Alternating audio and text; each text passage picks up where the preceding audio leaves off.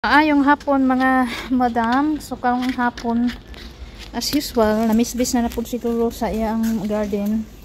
Ayan, iwanan muna natin siya dyan mga madam kasi itatapon muna natin itong itong naputol nating mga laya. So mainit ngayon dito mga madam. So yan, samahan niyo ako mga madam. Sabi ni Lolo, wag ko daw itapon doon sa likod. Pero sabi ko, itapon ko lang para makalakad-lakad ako. Sabi niya, lagay ko lang daw dito sa gilid ng basurahan. Sabi ko, wag na. Kasi matagal pa magbalik yung yung mga basurero ba. Kasi kakakuha lang kahapon ng basura. So sabi ko, dalhin ko na lang doon sa likuran para matapon ko doon danda sa likuran sa mga kakahuyan. Kasi may tapunan naman doon guys. Kahoy lang naman to mga ganito lang naman to. Pwede naman to sunugin sa kapitbahay. So dito tayo guys. So, ang laki ng ng corner house na to guys. Ang laki ng parking. So libot tayo dito. Ito yung nabidyohan ko dati na staff house ng mga workers. Yan, may tanglad yan guys. Makuha ako ng tanglad kasi kung makakuha ako ng tanglad doon sa banda sa likod, magluto ako ng sabaw. Halo yan na hindi naman to nalinisan ang kanal. Yung maraming vacant lot dito guys. Vacant land. Pwede pa siyang patayuan ng bahay. Oh my god. Ang baliti guys. Nakaharang na sa daan. Hindi na tayo makadaan dito. Ano ba yan? Kadaan po. Ayan yung baliti. Bakit hindi na ito madaan dito? Paano to? Dito tayo dadaan guys. Halaka mahulog tayo dyan. Ang dumi pa naman ng kanal. Ayan, nakaharang na po yung baliti dyan. Tapos may punso po dito guys. May punso. Ay, may tanglad guys. Magkuha ako ng tanglad yan. Dito ko lang itasan. Ay. Para masunog nila ba? Yan, may doon. May tanglad. Ay, dapat dito ko pala tinapon yun. Ayan, hindi ko alam anong klaseng ito guys. Anong klaseng puno yan. Mapula yung bunga niya. Makahilot siguro yan.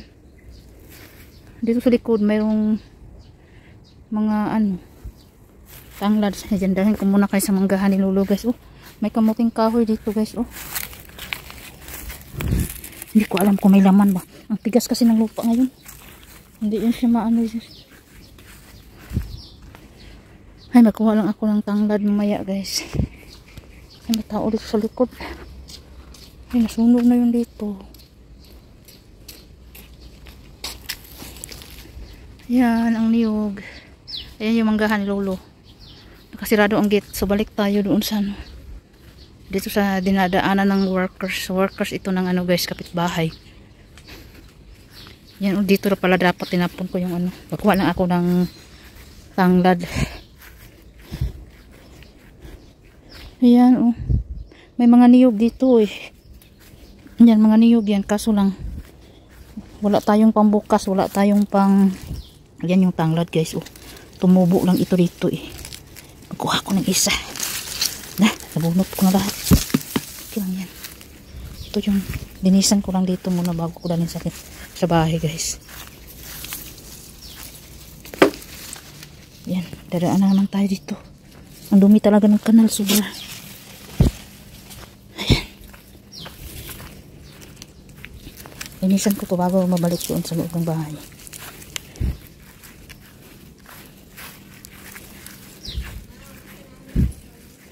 Tanglad, magsabaw ako ngayon guys kasi may kamatis na doon. Magsabaw ako ng isda.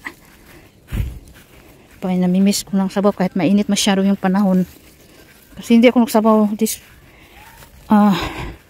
ilang gusto ko na magsabaw kaso lang wala bang walang tanglad. Kaya nakakuha na ako ng tanglad. Magsabaw na tayo. Dali lang. Diyan lang muna kayo guys. Ilinisan ko lang. Ay, kaya ambil saray sa nila. Kau kanan kan? Ya, dati na ako. Oh. Pero bikin sup pa. Ya, hanggang ito. Pala, tinatanim pala ng auntie nila. Uwian na kasi nila galing sa trabaho. Yan lang po yun sila nagtatrabaho sa labas. Ang taba ko na talaga.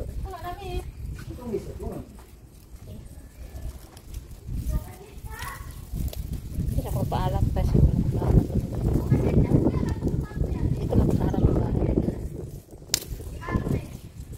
May paka na yun si Lolo bakit ang tagal sa bumalik. Iniwan ko siya doon. Iniwan ko si Lolo dahil dito. Pagigising ko lang kasi guys. Natulog kasi ako. Mahaba ang tulog.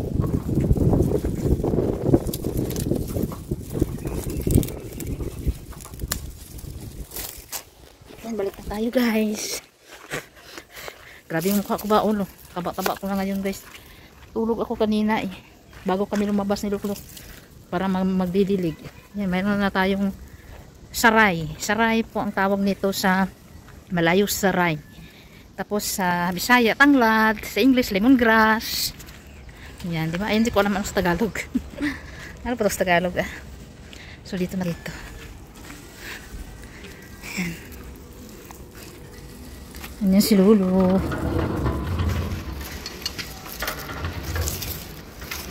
Yan. Saya ambil sana. Belakang. Ay, magbubunot ako mamaya dito ng damo guys. Oh, tatapusin ko to. Nadiligan ni Lolo doon banda. So ilagay ko muna to doon kasi magluluto tayo ng isda mamaya. Ipapasok ko muna sa bahay para malabas ko yung isda sa freezer. Ano po yun guys? Isda na galunggong lang po yun. Kasi wala pa tayo ibang isda ngayon. Maubos na kasi yung tilapia. So ay, ba't ko sinuot ang slipper ni Lolo? Nandito pala yung akin. Tapos, iba talaga yung tinola pag may tanglad eh. Mabango. Gusto tayo sa kusina ni Lolo. Ayan, lagay ko lang dito muna. Tapos lalagyan natin mamaya ng, ng ganito. Oh. Ayan. Haluan natin yung sabaw ng ganun. Tapos ito yung ref.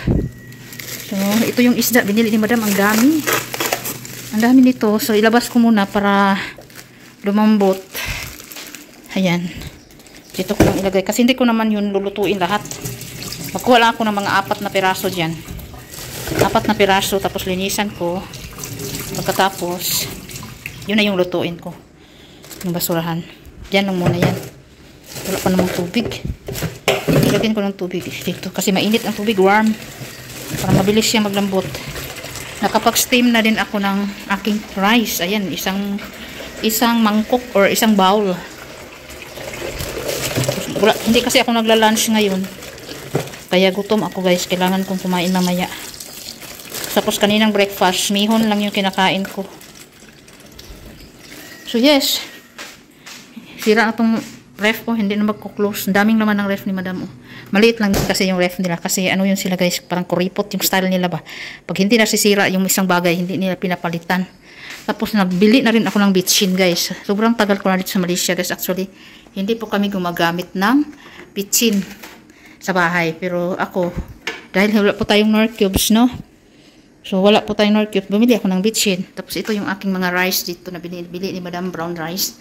Meron din akong binibili na mais, bigas mais na galing pa sa Pinas. Kinain na ng bukbuk guys. Maraming bukbuk kasi old stock na ba yun? Ganun lang yung arrangement yan kasi yan ang gusto ni Madam. Yan ang gusto niya. Ini-organize ko yung lahat pagkain dyan, lahat kaldero dyan, or ano pang mga ina-arrange ko ba? Pinabalik pa rin niya sa dati na ganun ang arrangement. Kaya wala tayong magawa. Sanay sila sa ganun. Pati itong plastic. Pinofold ko itong mga plastic dito sa gilid. Pero, pinabalik pa rin niya sa dati. Kaya no choice. Wala tayong style nila yun. Ito din. Ina-organize ko yan dyan sa baba. Yung mga gamit.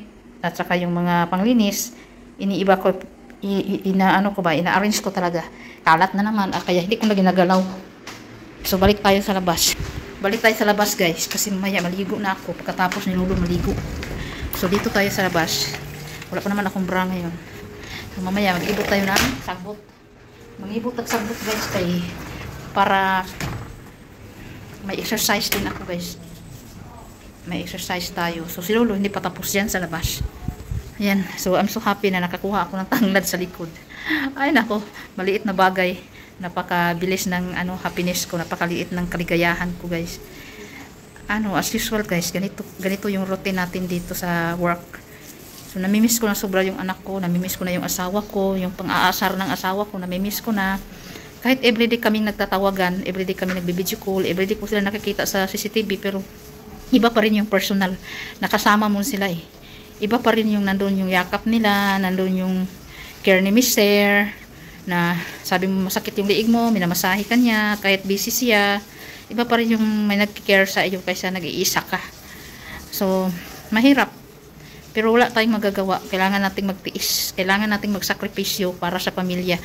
Kasi hindi ko talaga sasayangin ang opportunity na to na trabaho. Kasi marami pong naghahangad na ganito ang trabaho dito, guys. Maraming walang trabaho dito. At saka, alam nyo ba na nag-aaway-away na dito yung mga kababayan natin dahil nag-aagawan sa trabaho?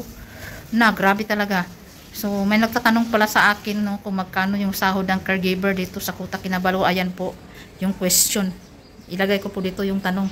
So, mga madam, ang sahod po dito sa Kuta Kinabalu, mga madam, bilang caregiver ay depende po sa magiging employer mo. At depende din sa iyo kung gaano ka katyaga at mapasensya. Kasi maraming caregiver dito, mga madam, na hindi po nagtagal. May mga caregiver naman na murang-mura lang ang sahod na nakukuha mula sa kanilang employer dahil po sa kakulangan ng pera. May iba naman mayayaman, kuripot. Tapos, yung pinakabababa talaga na sahod ng caregiver dito ay 70 ringgit per day. So, which is, hindi siya umabot ng 1,000. Nasa 900 plus pesos lang siya and per day. Pero okay lang yun kasi libre naman lahat ng pagkain mo. So, wala ka namang binibili. Yung mo lang, personal use mo lang, personal needs. Tapos, sa akin naman ay nasa maximum po ako ng sahod. At saka very comfortable po ako dito sa bahay dahil kahit sa sofa lang po ako natutulog dito sa bahay ni Lolo. Kasi kagustuhan ko yun, mayroon namang bed. Pero kagustuhan ko kasi sa sofa para madali akong magising.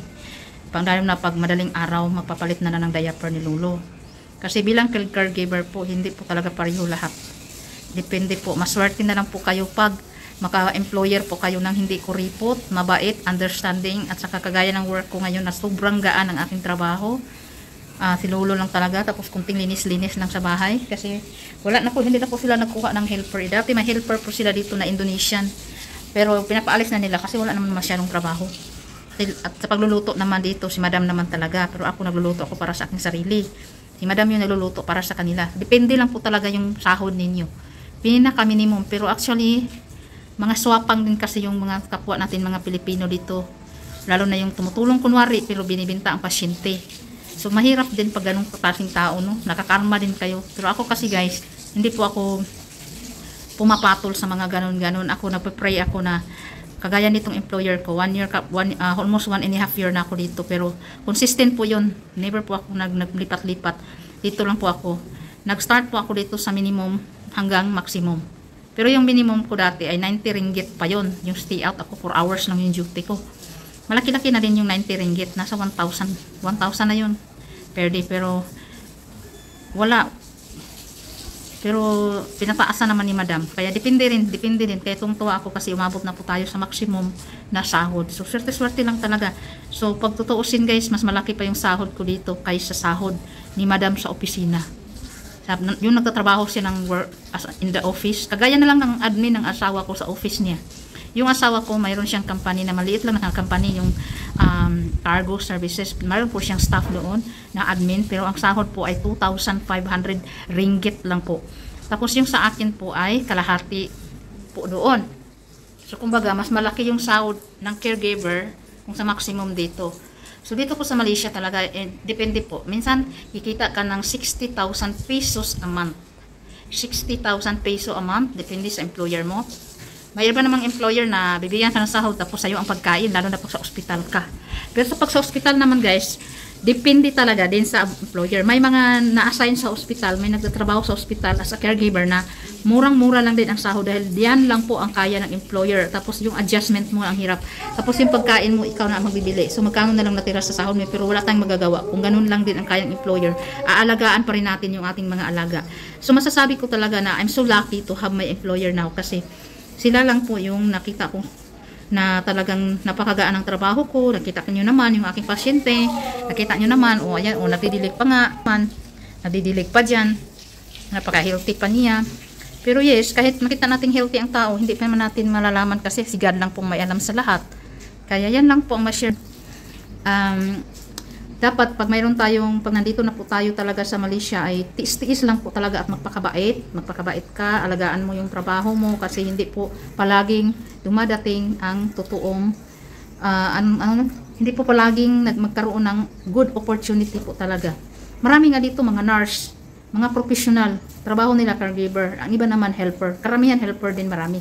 Pero ang sahod nila guys, 1,500 ringgit only, which is nasa ano lang, around 20,000 pesos lang. O, ganun lang yun. 15 to 20,000 pesos ang mga sahod. Swerte na lang yun. Karamihan talaga. No? Masasabi kong karamihan. Ilagay na lang natin. 80% ng mga Pilipino dito, ang sahod po ay 30,000 peso. Pag sa piso. Tapos magastos pa. Wala na matira sa pera. O, diba? Kaya dapat tipid-tipid. So, kagaya ko, malaki man yung sahod ko dito, pero grabe din yun ang aking sakripisyo. Pag naiwan ko yung mga anak ko, naiwan ko yung obligasyon ko sa bahay. Bilang asawa, bilang nanay ng mga anak ko, mahirap din sa akin. Mahirap, emotionally mahirap. Sa loob. Mahirap talaga sa loob. Pero tinitiis ko talaga. Para sa ikabubuti ng aking mga anak, na mayroon akong maiipon na pera para sa kanilang future talaga. Kasi hindi natin alam kung hanggang kailan tayo malakas. So, kailangan habang malakas pa tayo ay work talaga. So, yun. Hanggang doon na lang muna yung aking ma-share sa inyo, no? Thank you pala kay madam na nagko-comment at nagtatanong. Yun na po yung sagot. Thank you so much. And God bless po sa inyong lahat.